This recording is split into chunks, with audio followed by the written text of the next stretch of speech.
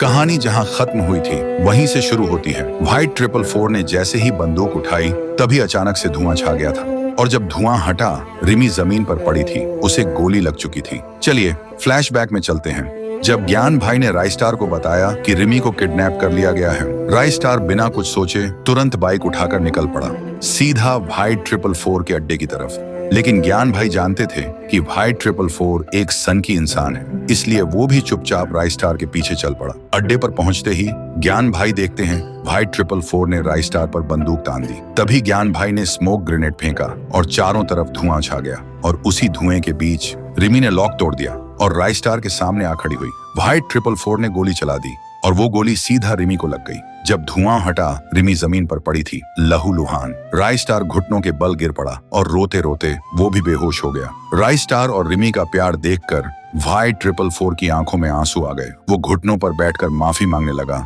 और बिना वक्त गंवाए रिमी को अस्पताल ले गया।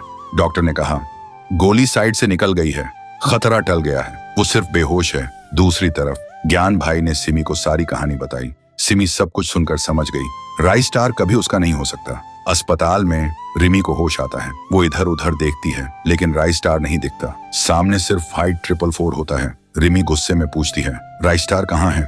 उसे शक होता है कहीं व्हाइट 444 ने कुछ किया तो नहीं। व्हाइट 444 कहता है, रिमी आओ मेरे साथ, और रिमी बिना कुछ पूछे उसके साथ चल देती है। इधर राइस्टार को होश आता है। वो देखता है सिमी के कमरे में है। सिमी उसके पास होती है। राइस्टार गुस्से से बोलता है, रिमी कहाँ है? सिमी कहती है, चाहिए ना रिमी, तो जैसे मैं कहूँ वैसे करना होगा।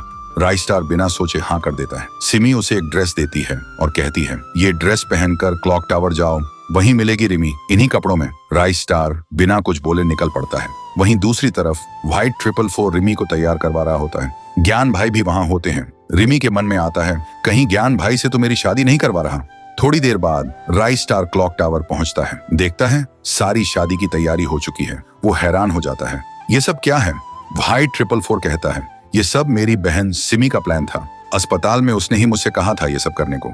राइस्टार मुस्कुराता है और फिर शादी हो जाती है रिमी और राइस्टार की। व्हाइट 444 और ज्ञान भाई दोनों खुशी से झूम उठते हैं, लेकिन सिमी घर में अकेली रो रही होती है क्योंकि वो जानती थी राइस्टार कभी मेरा नहीं हो सकता। तो दोस्तों, आपको ये कहानी कैसी लगी? कमेंट करके जरूर बताना।